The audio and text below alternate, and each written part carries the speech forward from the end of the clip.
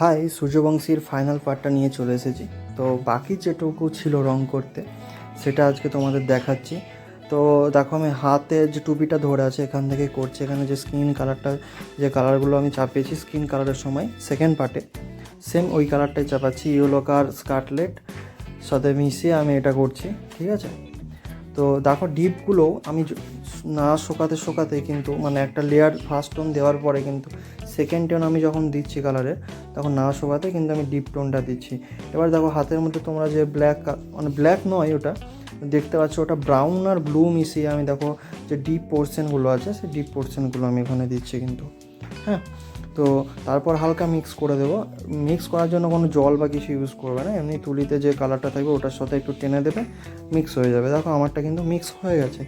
তো এরপর আমি হাতের পোর্শনটা ব্লু কালার, তোমরা জানো এটা সবাই ব্লু কালার। তো ব্লু কালারটা তোমরা সুন্দর করে আগে একটা প্লেট একটা জায়গায় মিশিয়ে নেবে, ঠিক আছে। একটু একটু করে মেশাবে না, পুরোটা মিশিয়ে নেবে। যদি একটু একটু করে মেশাও তাহলে কী হবে বলো তো, মানে বিভিন্ন জায়গায় বিভিন্ন রকম কালারটা হয়ে যাবে। হয়তো কোথাও ডিপ হয়ে যাবে এবং কোথাও মানে হালকা হয়ে যাবে, বুঝতে পেরেছো। আর একসাথে যদি কালারটা তোমরা মিশিয়ে নাও তাহলে কী হবে বলো তো, প্রত্যেকটা জায়গায় সমানভাবে কালারের লেয়ারটা পড়বে।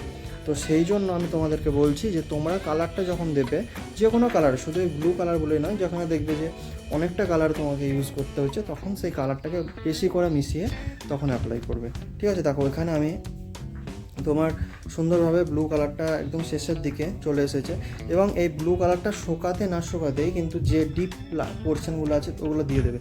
কেন বলো তো, যখন শুকিয়ে যাবে না, তুমি যখন ডিপ পোর্শনগুলো আবার ওর সাথে অ্যাপ্লাই করবে, দেখো এই ভিডিওটাতে আমি তোমাকে দেখাবো, যদিও এটা যখন শুকিয়ে যাচ্ছে ডিপ পোর্শনগুলো আমি যদি অ্যাপ্লাই করি তো সেখানে কালারটার মিক্স হচ্ছে না, মনে হচ্ছে ওখানে আবার একটা ডিপ করে অন্য এই ব্লু কালারটাকে আবার দেওয়া আছে, বুঝতে পেরেছো। তো সেই জন্য আমি তোমাদের কী বললাম বলো তো, যে যখনই ওই কালারটা দেবে তাড়াতাড়ি করে নেবে। তারপরেই কিন্তু তোমরা কী করবে বলো তো, যে ডিপ পোর্শনগুলো দেবে, বুঝতে পেরেছো তো। দেখো, আমি কিন্তু কালারটা যখন ব্লু কালারটা প্রায় আমার শেষের দিকে এবং আমার যে ডিপ পোর্শনগুলো আমি সাথে সাথে চাপিয়েছিলাম, তো সেই কারণে আমি দেখো অনেকটাই মিক্স হয়ে গেছে আমার। তো তারপরে আরেকবার যখন মনে হচ্ছে মানে থার্ড টোন যেটা ফাইনাল, সেটার জন্য আমি যে পোর্শনগুলো আরও ডিপ আছে সেই ডিপগুলো দিচ্ছি, তখন ছবিটা কিন্তু তোমার বেরিয়ে যাবে, একদম পুরো ফুটে উঠবে, বুঝতে পেরেছো। তো এইভাবেই প্রত্যেকটা তোমরা জল রঙ যদি করো, ঠিক আছে।